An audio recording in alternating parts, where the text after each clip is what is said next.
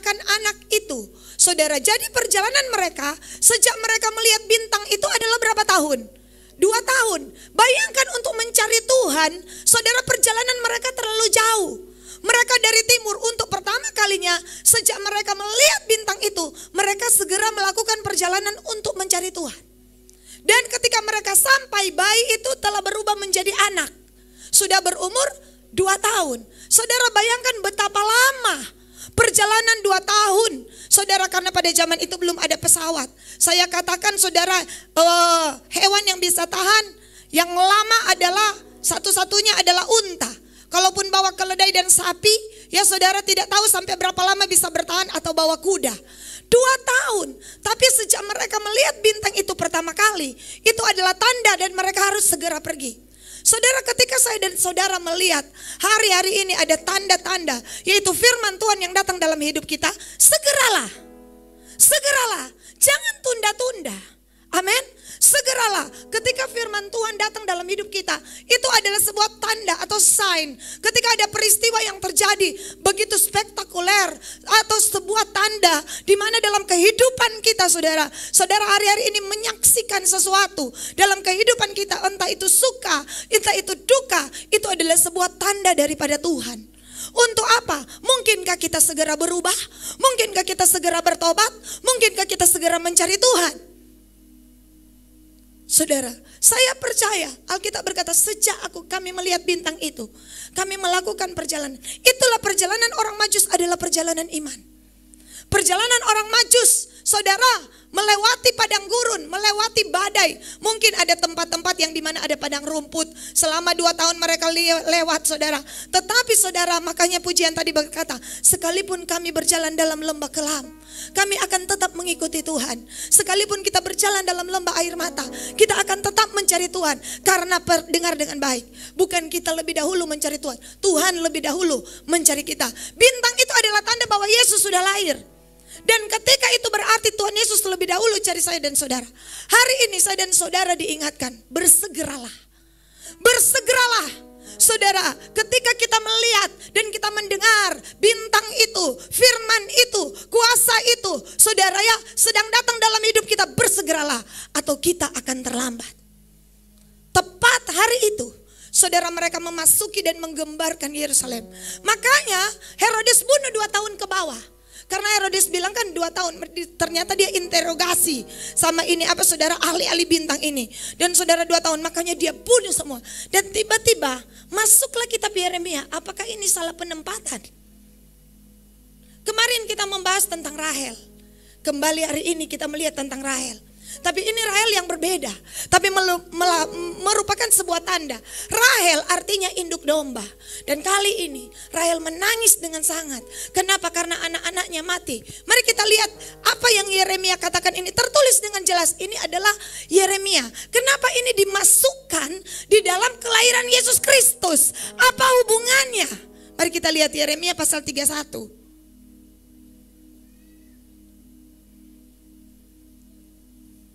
Ayatnya yang ke-15.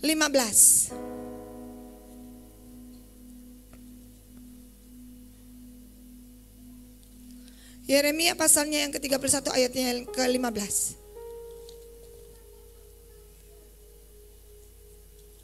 Tentang perjanjian baru, judulnya Saudara Ajaib. Yeremia 31 ayat 15. Yuk kita dengar. Lihat, ini sama ya seperti Matius tadi. Beginilah firman Tuhan, dengar. Di Rama terdengar ratapan tangisan yang pahit dan pedih. Rahel menangisi anak-anaknya. Ia tidak mau dihibur karena anak-anaknya, sebab mereka tidak ada lagi. Oh, ternyata pada zaman kelahiran Yesus itu pernah terjadi pada zaman Yeremia ada. Ada apa di Rama sehingga saudara ada pembunuhan di sana. Coba kita lihat Yeremia 40 ayat 1.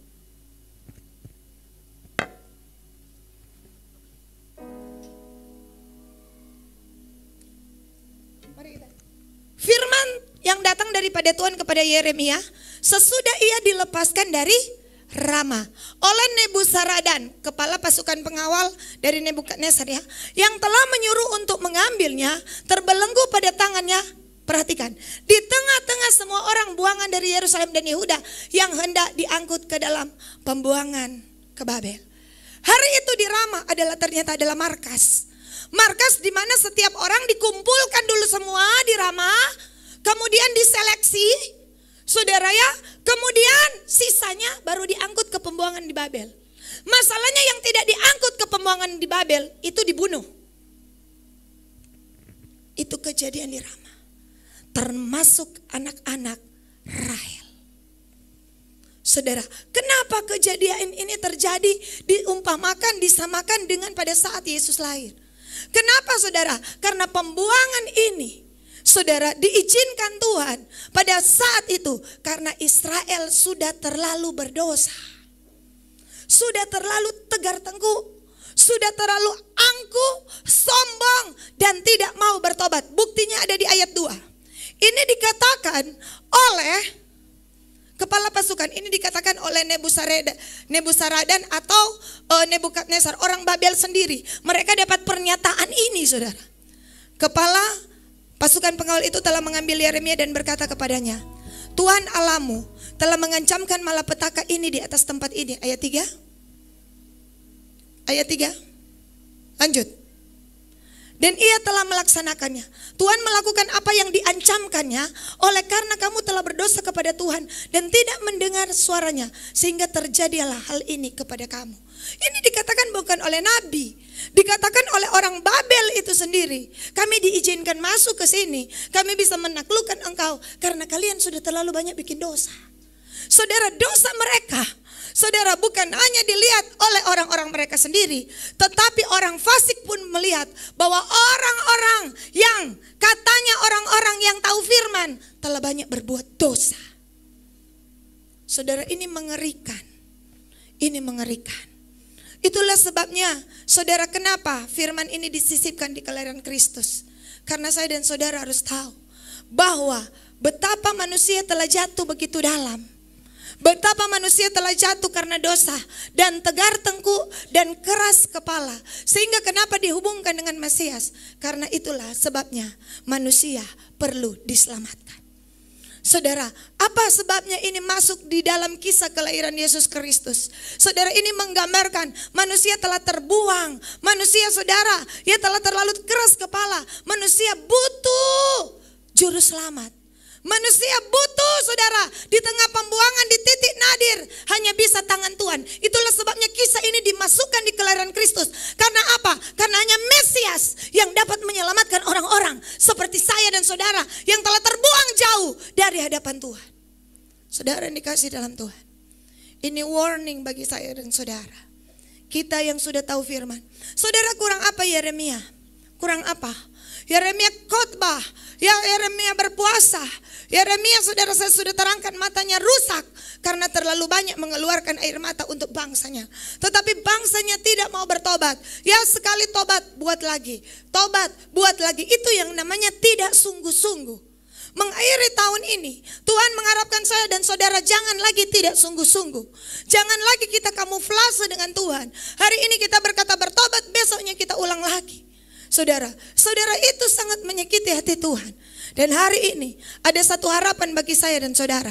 Kenapa? Karena Alkitab berkata, kita kembali ke Yeremia 31 ayat 16. Beginilah firman Tuhan.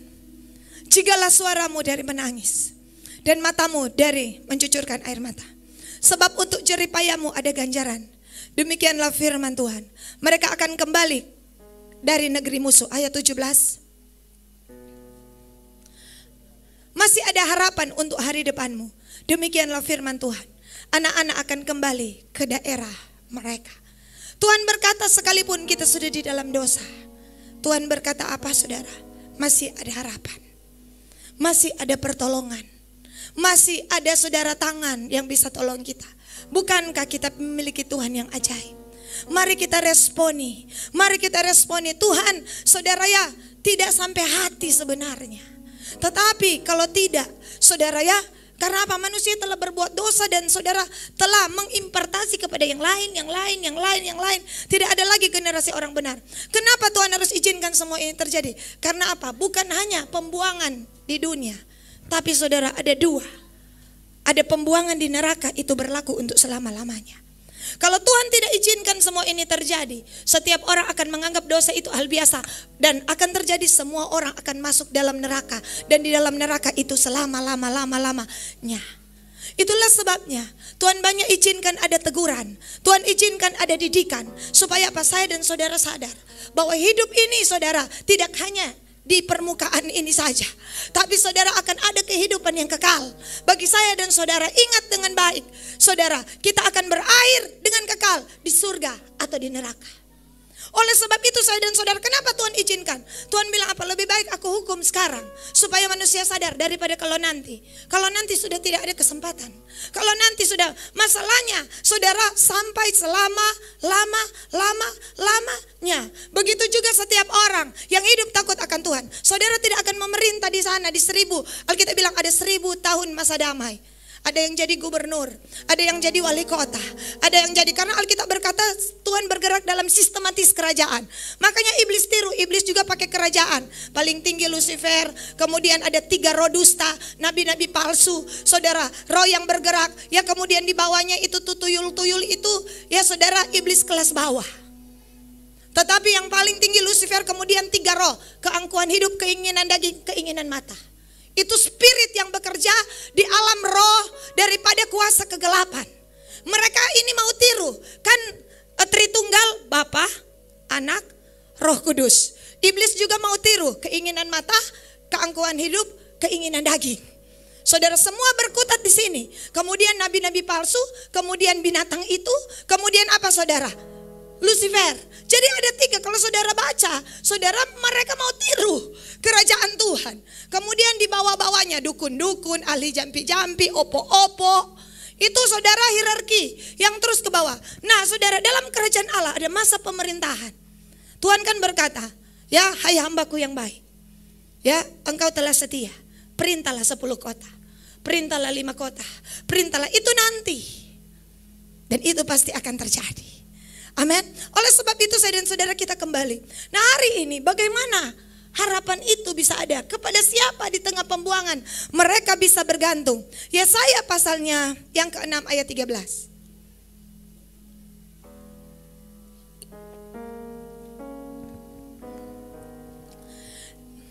Dan jika di situ masih tinggal 1/10 dari mereka, mereka harus sekali lagi ditimpa kebinasaan. Namun keadaannya akan seperti pohon beringin dan pohon jawi-jawi yang tunggulnya tinggal berdiri pada waktu ditebang. Dan dari tunggul itulah keluar tunas yang kudus. Siapa tunas yang kudus? Kristus. Saudara, bagaimana mungkin ini keluar tunas yang kudus sementara mereka sudah dibuang? Sementara harapannya hanya tunas yang kudus ini. Alkitab bilang ada kata pohon, saya pernah terangkan ini. Ada pohon, saudara, misalnya ini pohon, tinggal pangkal, tinggal tunggul, sudah dipotong buahnya, cabangnya, rantingnya, saudara, semuanya sudah dipotong, sudah tidak ada harapan lagi, tinggal tunggul. Tetapi dari tinggal tunggul itu, saudara, justru akan keluar tunas yang kudus. Apakah hari ini engkau merasa kehidupanmu sudah tidak ada buahnya, rantingnya, cabangnya? Hidup saya, ibu, sudah memang kaca, sudah terpotong-potong. Saya berada di titik paling bawah ini seperti ini, tunggul. Tapi dari sana akan keluar tunas yang kudus. Bagaimana Tuhan mau kerjakan sementara semua sudah dibuang ke Babel? Ini kan bicara tentang sebuah kelahiran. Dari sana keluar tunas yang kudus. Mari kita lihat silsilah Yesus Kristus. Matius pasal pertama ayat ke-11.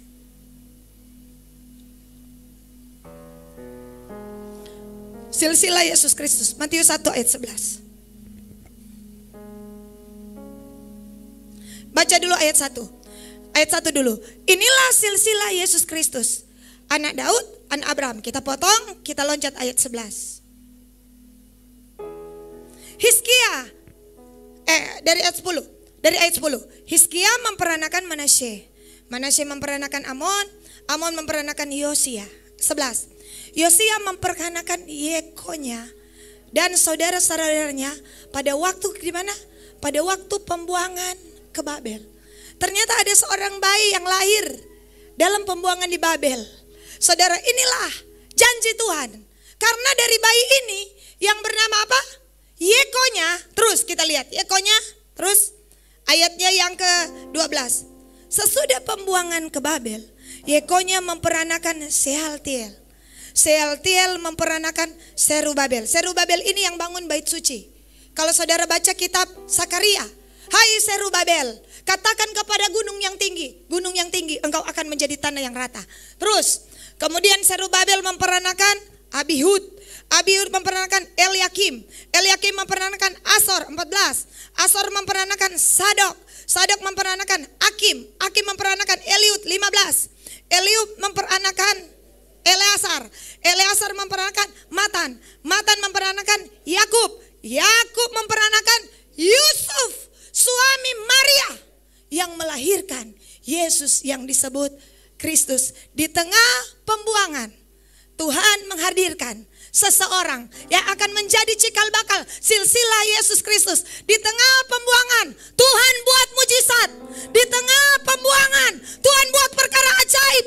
Bukan di tengah sukacita, tapi di tengah duka cita, lahirlah harapan yang baru yang akan menjadi cikal bakal Yusuf, suami daripada Maria. Kita punya Tuhan yang ajaib. Makanya Tuhan berkata masih ada harapan. Masih ada harapan. Sekalipun siapa tadi kita baca, ada harga yang harus dibayar. Siapa di tengah pembuangan yang berdoa? Yesaya. Yesaya itu kan kitab Yesaya tadi, Yesaya 6 ayat 13. Sekalipun Yesaya harus bayar harga. Yesaya mati mereka gergaji. Bayangkan tegar tengkuknya bangsa ini. Mereka gergaji Yesaya menjadi dua. Saudara, Yesaya harus khotbah kepada orang-orang yang tegar tengkuk. Sudah khotbah capek-capek. Tuhan bilang mereka Yesaya tidak akan mau mendengar. Kelihatannya sia-sia. Tapi saudara tahu semuanya itu tidak pernah sia-sia. Setiap benih yang ditaburkan tidak akan pernah sia-sia. Bertahun-tahun saudara pergi. 1 tahun, 2 tahun, 3 tahun. Saudara kemarin ada yang WA saya. Sambil mengeluarkan emoji menangis saudaranya. Bapak itu berkata 10 tahun. Waktu saya belum bertobat. Tiap tahun Ibu Nova datang. Berdoa bagi keluarga, istriku dan kami. Saya acuh 2 tahun, 3 tahun, 4 tahun. Sampai saya hitung 10 tahun. Dan tahun ke-10 saya diselamatkan. Saudara dikasih dalam kelihatannya sia-sia.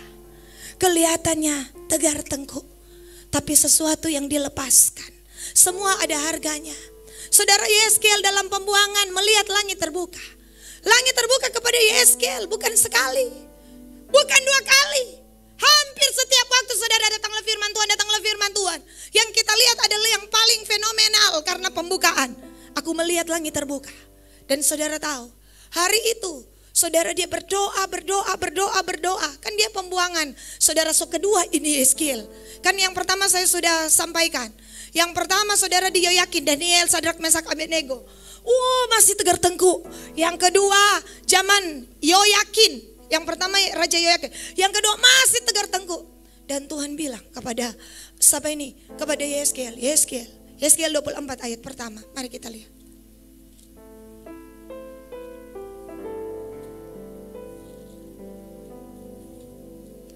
Ayat 1 dan 2.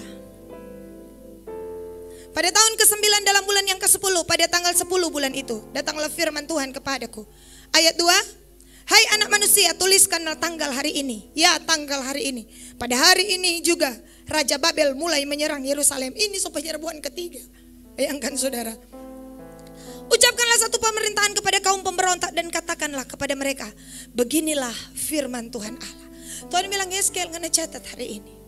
Hari ini aku izinkan kembali mereka rombongan yang ketiga dibawa ke pembuangan. Karena apa? Tidak mau bertobat. Saudara, hari itu Yeskel saudara ya, dia melihat, saya katakan, langit terbuka. Dia melihat ada harapan. Oleh sebab itu dia terus mengabarkan firman. Sampai kemudian ayat 15 Tuhan izinkan. Kemudian datanglah firman Tuhan kepadaku. Ayat 16. Hai anak manusia, lihat, aku hendak mengambil daripadamu dia yang sangat kau cintai. Seperti yang kena tulah. Tapi janganlah meratap ataupun menangis. Dan janganlah mengeluarkan air mata. Kemudian ayat 17. Diam-diam saja mengeluh, jangan mengadakan ratapan kematian. Lilitkanlah destanmu dan pakailah kasmu. Jangan tutupi mukamu dan jangan makan roti perkabungan. Ayat 18. Pada paginya aku berbicara. Ayat 18. Kepada bangsa itu, pada malamnya istriku mati. Saudara yang dikasih dalam Tuhan, Yeskel bayar dengan kematian orang yang dia cintai. Saudara, pada pagi hari, kenapa dikatakan tula? Tula di sini dari kata musibah, sesuatu yang tiba-tiba Tuhan panggil. Dan Tuhan nyatakan itu. Yeskel kurang melihat langit terbuka kah? Dia melihat open heaven, dia melihat tahta Allah. Dia melihat Tuhan berbicara dengan dia. Tapi hari itu Tuhan izinkan semua perkara ini terjadi. Menjadi tanda dari satu bangsa. Bahwa untuk sebuah revival harus ada harga yang dibayar. Untuk sebuah revival di satu bangsa, saudara, Yesaya harus merelakan dirinya. Untuk revival di satu bangsa yang besar, Yehuda sampai hari ini saudara lihat Israel masih tetap berdiri. Karena ada banyak orang yang telah meletakkan dan membayar harga mahal. Meminta pengampunan Tuhan. Dan meminta biarlah Tuhan engkau berbelas kasihan kepada bangsa yang tegar tengku ini. Alkitab mengatakan istrinya dipanggil pulang oleh Tuhan. Bukan Yeskel tidak cinta. Alkitab mengatakan, saudara dalam ayat sebelumnya, yang kucintai. Saudara yang dikasih dalam Tuhan, siapkah kita untuk sebuah harga, untuk pertobatan bangsa ini? Siapkah kita untuk pertobatan dan lawatan yang besar? Harus ada harga yang kita lekat. Entahkah itu doa, entahkah itu air mata, entahkah itu tenaga untuk melayani pekerjaan Tuhan. Lihatlah, ada harga yang harus diletakkan. Itulah sebabnya Alkitab mengatakan ini semua dihubungkan dengan kisah kelahiran Kristus. Karena Kristus datang untuk membayar harga. Dosa saya dan saudara diampuni oleh Tuhan. Kenapa? Karena Kristus bayar di atas kayu salib. Jangan kita main-main saudara hari-hari ini. Saya merasakan setiap kematian orang kudus ada tanda waktu dan sign. Tuhan bilang pada zaman Nuh, saudara berikan nama anak ini, Henok anakan nama Metusala 969. Kenapa DP umur panjang? Itu tidak kebetulan.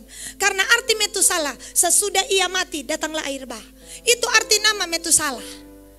Saudara ya saudara, nama kan punya arti. Seperti nama saudara? Ada Yesaya, artinya Tuhan memperhatikan. Ada Samuel, Tuhan mendengar. Amin. Saya pernah katakan ada Melinda melayani Tuhan dengan indah. Setiap kita memberikannya, amin. Francisca melayani dengan setia. Saudara semua ada artinya. Elizabeth, seseorang yang mengalami mujizat Tuhan. Betul toh?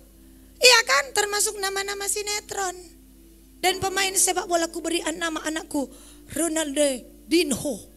Supaya kakinya tendang-tendang bola. Kakinya jadi emas, kaki emas. Ya saudara, ada yang kasih nama anaknya, dia akan menjadi pria yang kuat. Tapi orang Jawa, Superman. Ya kan, dari kata Superman. Iya saudara. Ada yang kasih nama supaya kaya, karena dia orang Jawa pesugihan, Sugiharto.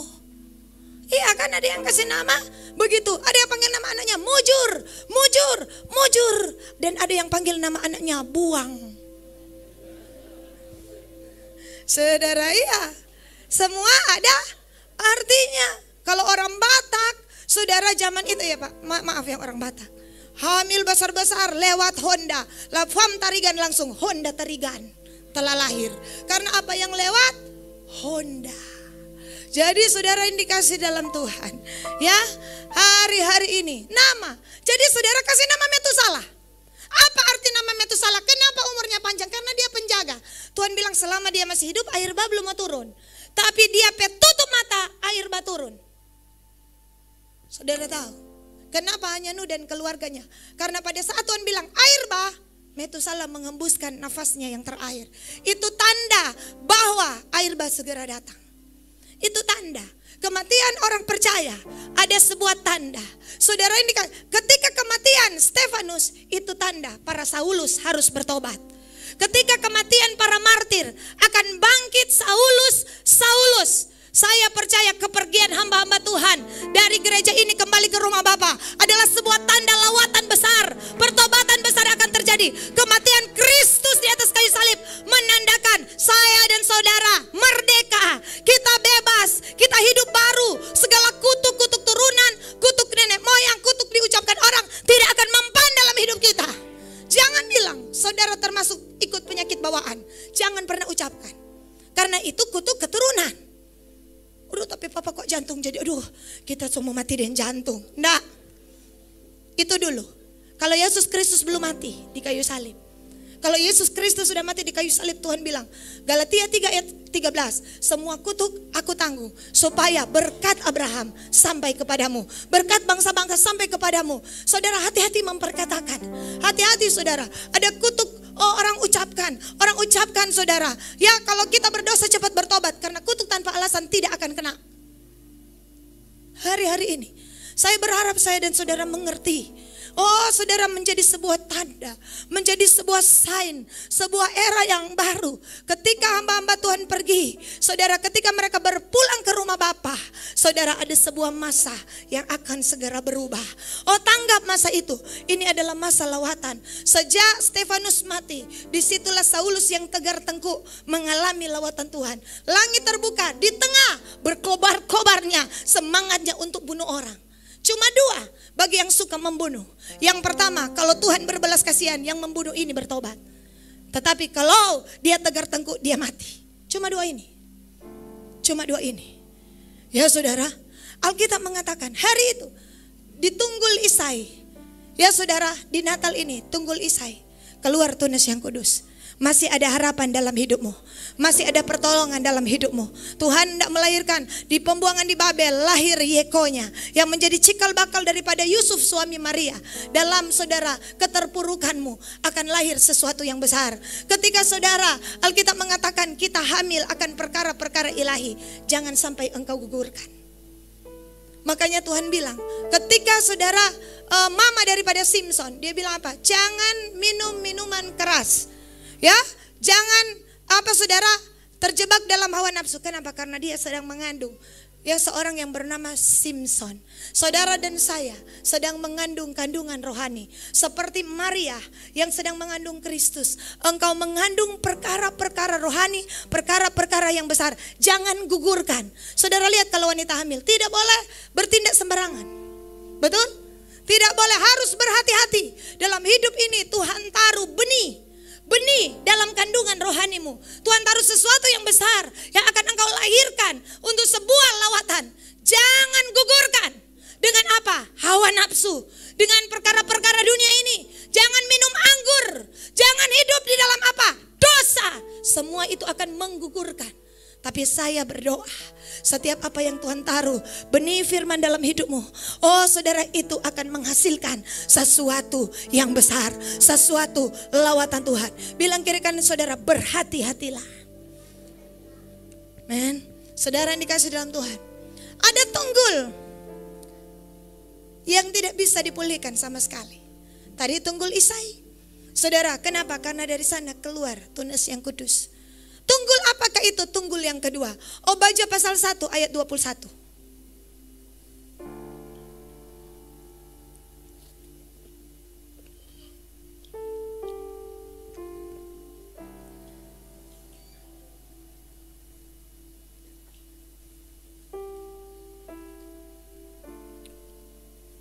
Alkitab bilang apa?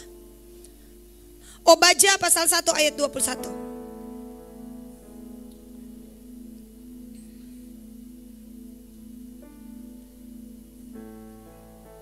Ayat 17, ayat 17.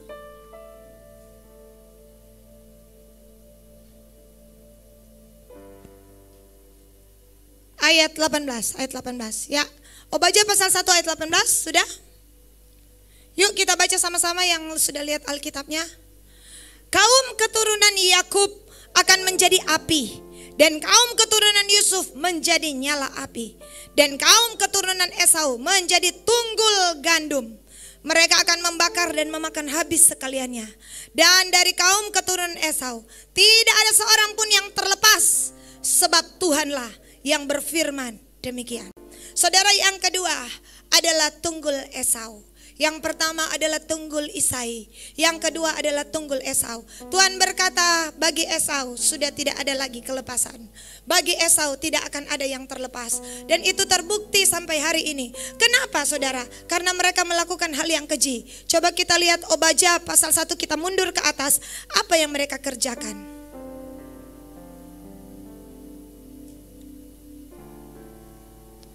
Obadya pasal 1 ayatnya sebentar. Ayatnya yang ke 14. 11. Obadya pasal 1 ayat 10. Karena kekerasan terhadap saudaramu Yakub, maka celah akan meliputi engkau dan akan dilenyapkan untuk selama-lamanya. Ayat 11. Pada waktu engkau berdiri di kejauhan, sedang orang-orang luar mengangkut kekayaan Yerusalem, dan orang-orang asing memasuki pintu gerbangnya dan membuang undi atasnya, engkau pun seperti salah seorang dari mereka itu. Jadi waktu saudara Babel masuk, Nebukadnezar menyerbu, ini Yakub minta tolong pada saudara Esau. Esau, tolong akang dang, bantu akang, napa itu Babel so menyerang, napa itu Babel. Esau cuma pangku tangan, bahkan Esau baku tolong ambil peda dan bunuh orang-orangnya Yakub. Padahal mereka kakak beradik, Yakub dan Esau. Dan Tuhan melihat semua itu. Dia berkata, pada waktu pembuangan di Babel, kamu harusnya tolong saudaramu. Kamu harusnya berbelas kasihan. Ini dikatakan, engkau berdiri di kejauhan, sedang orang luar mengangkut kekayaan Yerusalem. Orang-orang asing, bahkan Alkitab bilang ayat 10, engkau berbuat kekerasan terhadap saudara. Saudara, Natal tahun baru ini, kita punya saudara-saudara, entahkah itu saudara dalam keluarga ataukah saudara rohani, entahkah itu suami atau istri, jangan berlaku keras. Jangan buat kekerasan. Saudara, jangan buat kekerasan terhadap orang-orang lain. Bicara yang keras, saudara. Keras di sini bukan kekerasan yang menuntun pada pertobatan, tetapi saudara menghakimi orang lain. Saudara buat yang keras, ya bapak-bapak pukul istri. Stop mulai hari ini. Stop, dengan kasih Kristus saya katakan jangan pernah lagi. Saudara, karena apa? Karena itu mendukakan hati Tuhan. Itulah yang menahan selama ini berkat itu turun dalam kehidupan rumah tangga. Sebenarnya sudah di depan mata, tapi Tuhan berkata engkau berlaku kekerasan. Saudara lihat ketika Tuhan menghabiskan dunia dengan air bah. Karena apa? Karena manusia. Alkitab bilang karena kekerasan. Bukankah hari ini orang bunuh orang, papa bunuh anak-anak bunuh. Saudara lihat kekerasan di mana-mana karena itu tabiat dunia, roh yang sedang bekerja hari-hari ini. Saudara, saya mau katakan dengan kasih Tuhan, jangan kita ulangi kesalahan Esau. Jangan kita ulangi. Karena saudara, Esau tidak ada lagi pertolongan. Kalau saudara baca, Tuhan berkata, daripadamu tidak akan terlepas. Itu dibuktikan dengan keturunan Esau. Keturunan Esau ini sebenarnya keturunan raja-raja. Karena Esau ini juga diberkati, kaya dia. Kaya, dia punya banyak pengawal. Dia tinggal di pegunungan Seir. Makanya ada firman yang berkata, aku memberkati engkau dari pegunungan Seir. Itu tempat tinggalnya Esau. Kenapa Esau diberkati? Padahal Esau kan sudah menjual hak kesulungan. Dia tidak diberkati secara rohani, tetapi hartanya banyak. Kenapa? Karena Tuhan sayang pada Abraham. Karena Tuhan sayang pada Ishak. Karena itu kan anak, saudara ya, dua kan kakak adik, Yakub dan Esau. Jadi saudara tetapi saudara Tuhan bilang, aku akan lenyapkan semuanya. Karena aku sudah berbelas kasihan kepadamu. Engkau sudah jual hak kesulungan, tapi aku masih memberikan engkau kesempatan menikmati kekayaan. Tapi engkau begitu ponga dan sombong. Saudara tahu, keturunan daripada Esau, semua di sini sudah tahu. Yang terakhir, siapa? Herodes. Herodes adalah dari kata Idumea atau Esau, Edom. Saudara, Herodes pertama, saudara lihat. Tuhan coba selamatkan. Tuhan ingin kita lihat bahwa kekerasan dan tegar tengkuk, keras kepala. Bahkan Yesaya pernah menulis, kamu ini keras kepala, tegar tengkuk, kepala batu. Saya waktu baca ayat itu kita bilang, Tuhan ini kalau bawa puisi jago. Keras kepala, tegar tengkuk, kepala batu. Ya kan saudara pernah baca enggak ayatnya? Kita sampai kaget karena Tuhan saudara bilang, aduh kata-kata apa lagi yang mau cocok pangana. Saudara tahu, itu Herodes yang pertama, itu kan gelar. Herodes pertama, Tuhan ada datang teriak orang Majus, ada sampaikan ada raja, dia mau bunuh itu anak-anak. Saudara lihat DP tegar. Herodes yang kedua yang bunuh Yohanes Pembaptis, lalu kepala taruh di atas talam. Herodes yang ketiga, dialah yang membunuh murid Tuhan Yesus Yakobus dengan pedang. Kong Tuhan suruh DP malaikat tampeleng di berapa Kisah 12. Itu Herodes ketiga. Jadi Herodes pertama, saudara bunuh anak-anak di bawah 2 tahun. DP anak bunuh itu Yohanes Pembaptis. Ya saudara, DP cucu saudara bunuh itu Yakobus. Bunuh hamba Tuhan ini, menganiaya hamba Tuhan, orang-orang benar ini. Saudara, yang keempat Sadiki Pambae. Paulus ada pimangada akang. Kon dia bilang, Paulus, itu gelarnya Agripa. Itu Herodes. Dia bilang, hampir-hampir engkau buat aku jadi orang Kristen. Hampir. Dia nih mau bertobat. Ini 4. Ini turunan mana? Turunan Esau. PK4 tidak mau bertobat. Terjadi gempa bumi, lahar dari gunung Vespius masuk di istana. Tewaslah Herodes. Itulah terakhir. Sampai hari ini tidak ada lagi keturunan Esau. Keturunan Esau sudah lenyap. Cuma satu. Karena kekerasan, karena kesombongan, karena keangkuhan. Bayangkan orang Majus kesasar di Yerusalem karena Tuhan masih mau menyelamatkan dia. Bayangkan Yohanes Pembaptis sampai datang di istana dan tegur dia. Bukankah Tuhan sayang kepada Herodes? Bayangkan yang ketiga, saudara Yakobus itu, saudara dibunuh dengan pedang. Bayangkan yang keempat, Paulus harus bayar harga demi baku dapat dengan Agripa. Paulus bayar semua itu kenapa? Karena Tuhan masih ingin menyelamatkan. Tetapi seorang itu sudah tidak mau. Genaplah nubuatan ini bahwa engkau Esau tidak akan terlepas. Tapi Yusuf akan seperti api. Alkitab bilang, yuk kita lihat. Ayat berapa tadi? Ayatnya yang ke 18. Ayat 17-18. Tetapi di Gunung Sion akan ada orang-orang yang terluput. Wah saudara, akan ada perbedaan di akhir zaman ini. Generasi Esau, saudara ya, ada generasi Yakub yang akan terluput. Dan gunung itu akan menjadi tempat kudus. Itulah hadirat Tuhan. Saya menginginkan saya dan saudara ada dalam hadirat Tuhan, ada di tempat kudus. Karena sudah ditentukan Sion, Gunung Sion harus ada di tempat kudus. Harus ada dalam hidup kudus. Saudara hidup takut Tuhan hari-hari ini. Kemudian hidup kita harus ada di hadirat Tuhan. 29:30. Mari sisihkan waktu saudara. Kita akan mulai jam 8 pagi hari pertama sampai jam 4 sore. Kemudian hari kedua kita akan mulai jam 8 pagi sampai jam 7 malam. Kenapa hari pertama sampai jam 4 sore? Kita ada permintaan pelayanan di kolam blessing. Ada orang-orang yang kita akan layani, ratusan orang. Saudara ya, untuk apa? Penginjilan. Semua itu berlangsung secara tiba-tiba, tanpa direncanakan. Tetapi mereka yang minta. Saudara ya, mereka yang minta. Jadi kita sampaikan sampai jam 4. Saudara yang mau datang jam 12 silakan. Tapi saudara yang bisa, saudara boleh ikut dari pagi. Kita akan memuji menyembah. Saya percaya doa orang benar besar kuasanya. Tuhan akan melakukan perkara ajaib di tengah-tengah kita.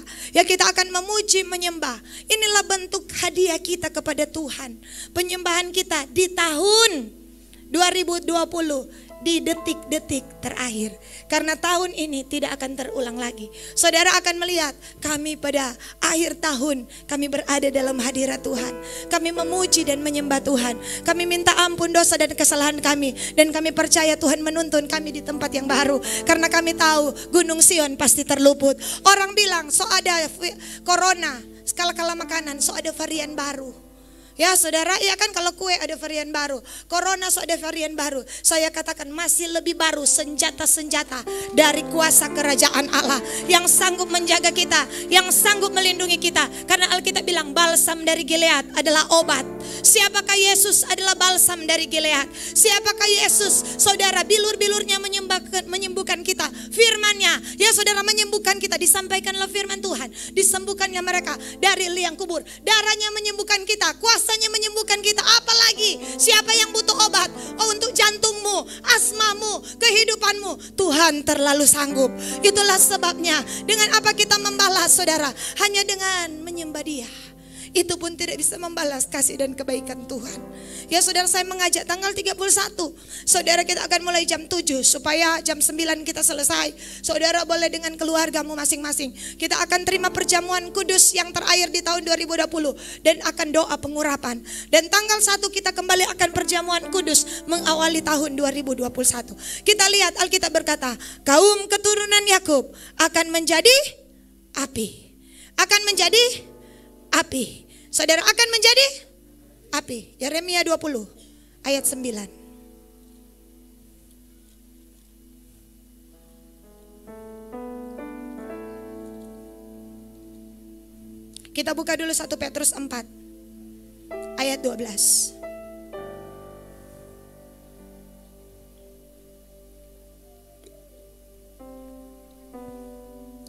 Saudara-saudara yang kekasih, janganlah kamu heran akan nyala api siksaan yang datang kepadamu sebagai ujian, seolah-olah ada sesuatu yang luar biasa terjadi atas kamu.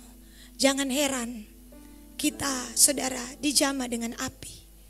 Api bukan hanya bicara pengurapan, api bukan hanya bicara kuasa, tetapi jika ada sebuah ujian, seolah-olah ada sesuatu yang luar biasa, bukan biasa yang terjadi dalam kehidupan jemaat. Bukan biasa, tapi saudara sesuatu yang luar biasa. Kita bilang ayat 13. Maju 1 Petrus 12. Sebaliknya bersukacitalah sesuai dengan bagian yang kamu dapat dalam penderitaan Kristus, supaya kamu juga boleh bergembira dan bersukacita pada waktu Ia menyatakan kemuliaan. Ingat dengan baik firman hari Natal. Saudara, orang yang tidak pernah mencicipi penderitaan tidak pernah layak akan dapat kemuliaan. Tapi bersukacitalah kalau hari ini kita menderita. Hari ini saudara kita menderita bukan karena kita buat jahat, tapi kita ikut Tuhan dan kita menderita. Saudara ya, Alkitab bilang supaya kamu boleh bergembira dan bersukacita pada waktu Tuhan menyatakan kemuliaannya. Roh kemuliaan ada padamu. Ya bersyukurlah hari ini saudara dan saya alami penderitaan. Dulu penderitaan kita tengking jauh-jauh, tapi ketika rencana Tuhan, kalau penderitaan itu Tuhan tentukan, bersyukurlah.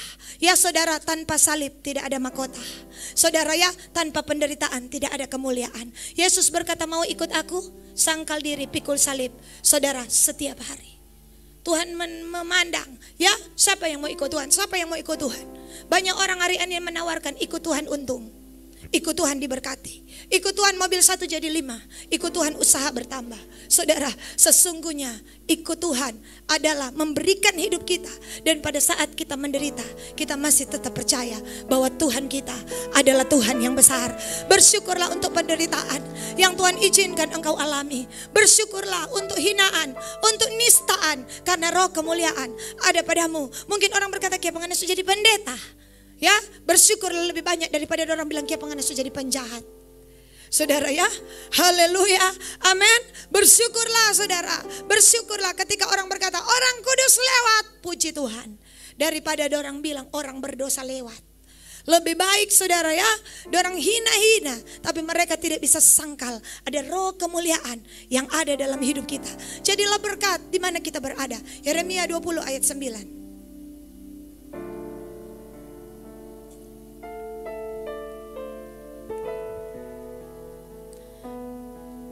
Ini dalam penderitaan Yeremia, mereka buang, mereka penjarakan, buang dalam parigi, saudara tidak kasih makan. Alkitab bilang, yuk baca bersama-sama. Tetapi apabila aku berpikir, aku tidak mau mengingat dia, tidak mau mengucapkan firman lagi demi namanya, maka dalam hatiku ada sesuatu yang seperti api yang menyala-nyala, terkurung dalam tulang-tulangku. Aku berlelah-lelah untuk menahannya, namun aku tidak sanggup. Itulah api Injil. Saudara, dia didera, dia menderita. Dia bilang, aduh Tuhan, terakhir kali ini kita kabarkan firman.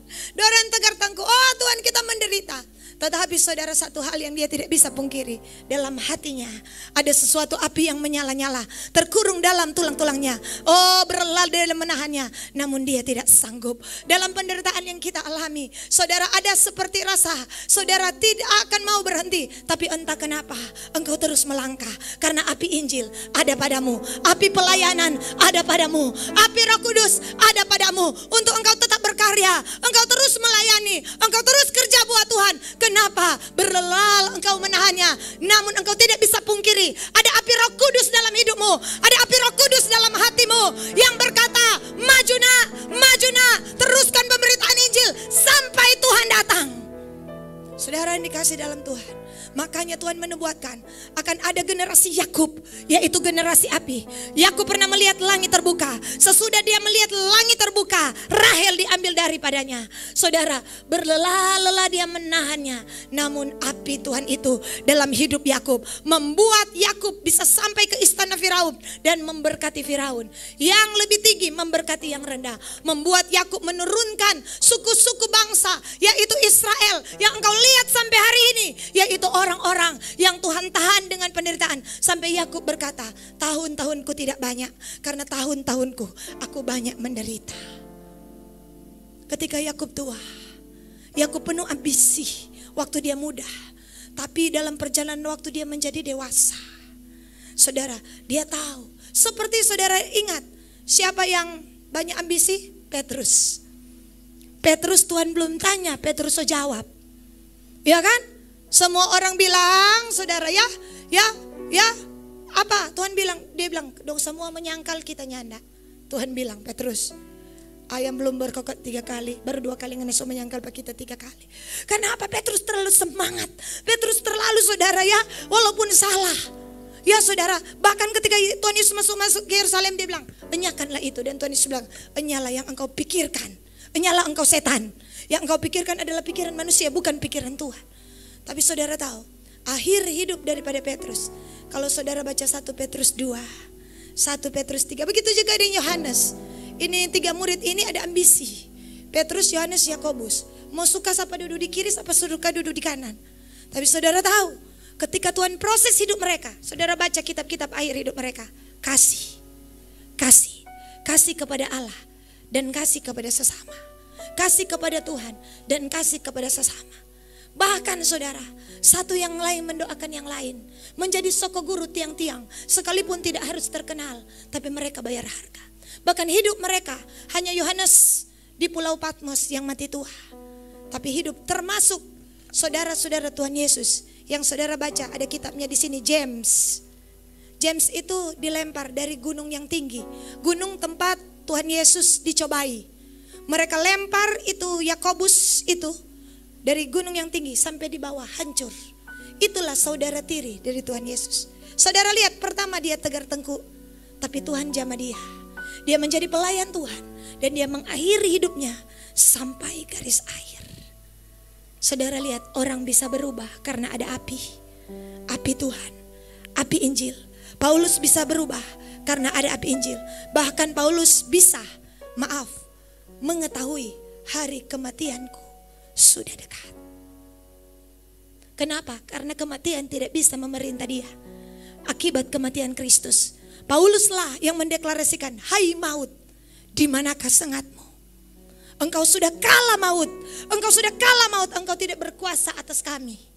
Saudara, ya, kematian tidak bisa berkuasa dalam kehidupan orang percaya. Berkali-kali saya katakan, oh Paulus mau dimatikan, tidak mati-mati.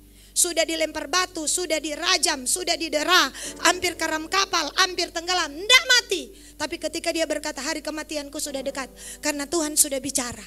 Jamnya, harinya mungkin tidak tahu, tetapi yang jelas sudah semakin mendekat. Itulah kehidupan orang percaya. Maut bukanlah ketakutan. Maut bukanlah keterkejutan bagi orang-orang kudusnya Tuhan. Karena bahkan mereka sudah tahu kapan mereka akan dipanggil. Saya tidak mengatakan hari dan jamnya, tapi mereka bisa merasakan jika Tuhan berkata, cepat selesaikan nak, karena engkau akan segera menerima mahkota kehidupan. Wow, luar biasa. Bilang kiri kanan saudara, rugi di luar Tuhan. Amin, rugi di luar Tuhan. Saudara ya, haleluya, haleluya, haleluya. Amin. Tante saya kemarin waktu besuk, waktu operasi kan kita doakan selama operasi. Ya, dia saksikan kepada saya dan Bapak Dolof ya. DP roh keluar. Dia lihat begini. Siapa dia bah? Lihat begitu ide. Siapa ini? Oh, ternyata dia. Dia bisa kenal orang-orang di sekelilingnya. Saudara ingat ketika mati itu Lazarus dan orang kaya di dalam Lukas 16. Dia kenal toh Bapak Abraham padahal so di alam sana. Bapak Abraham suruh akang dang so di alam sana le masih basuruh. Ya saudara, bayangkan nih orang kaya tidak bertobat. Saudara, ya masuk di sana le masih basuruh, apalagi waktu di dunia. Semua dia perintah saudara ya. Sedangkan so mati dia mau suruh akang dang betul DP kira itu apa? Lazarus masih miskin. Apa Lazarus dah duduk santai di bangkuan Abraham saudara. Ya iya, karena apa dia bisa kenal? Mana Abraham dia bisa kenal. Jadi di sorga sana kita akan saling mengenal. Amin. Di sana kita akan mengenal. Bukan tidak baku kenal saudara. Karena Alkitab mengatakan demikian. Akan berkumpul Ishak yang so neto-neto masuk surga zaman perjanjian lama adalah apa? Ishak, Israel dan Yakub yang akan duduk di dalam perjamuan waktu Yesus datang. Jadi akan ada perjamuan besar. Reuni besar-besaran akan terjadi. Dan Yesus Kristus sebagai kepala meja. Kepalanya saudara dalam perjamuan kawin anak domba. Saudara yang dikasih dalam Tuhan, hari ini dengan baik lakukan apa yang menjadi tugas kita. Lakukan, singkirkan semua. Karena api itu juga akan mulai menyingkirkan apa-apa yang tidak benar dalam hidup kita. Api itu akan mulai menyingkirkan segala sesuatu paradigma yang salah, pikiran yang suka menyangka-nyangka, pikiran yang buruk rupa. Ya saudara, bukan cuma muka buruk rupa.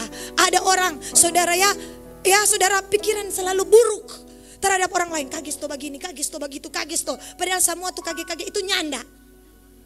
Itu namanya pikiran yang tidak diperbarui. Karena pikiran yang diperbarui butuh proses. Butuh proses. Setiap hari, setiap waktu, setiap saat dengan firman. Ketika firman datang, buang pikiran lama. Saudara terus menerus. Itulah yang namanya ulat menjadi kupu-kupu atau metanoia. Tidak terjadi dalam 1 detik. Perubahan pikiran adalah setiap hari. Ketika pikiran jahat datang, buang. Pikiran berdosa datang, buang. Saudara, itu engkau sedang memperbarui pikiranmu. Sehingga masuklah sesuatu yang baru, diinstal dalam pikiranmu. Pikiran apa? Pikiran Kristus. Yang adil, yang suci, yang sedang didengar, yang menyenangkan Tuhan. Itulah yang engkau dan aku pikirkan. Yang terakhir, tunggul yang ketiga. Tunggul yang ketiga ini adalah tunggul raja-raja. Saudara, yang Tuhan izinkan saudara dipulihkan lagi karena sebuah pertobatan. Daniel pasal 4 ayat 13. 5 menit saya selesaikan. Karena masih ada yang mau pasiar. Kita tunggu-tunggu sampai malam. Nggak ada jemaat pasiar Padahal kuki susah dia, sate susah dia. Talia-lia. Tadi Pak Gembala tunggu-tunggu. Ya sejam 12 nya ada orang pasiar. Haleluya. Yang lain bilang, oh sabantar. Ya sabantar so ada mau pasiar. Haleluya. Daniel pasal 4 ayatnya yang ke-17.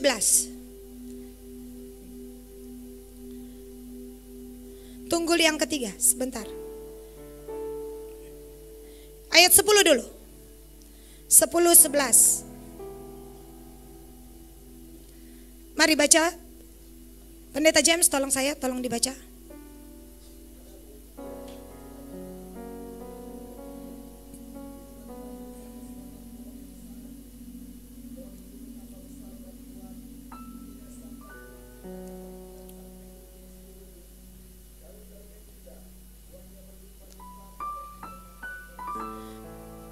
Ya, jadi jelas ya, ini bicara Nebukadnezar. Siapa tuh Raja Babel tadi tuh tawan-tawan orang. Ayat 26. Membiarkan tunggul pohon itu. Benar ya, jadi ada 3 tunggul.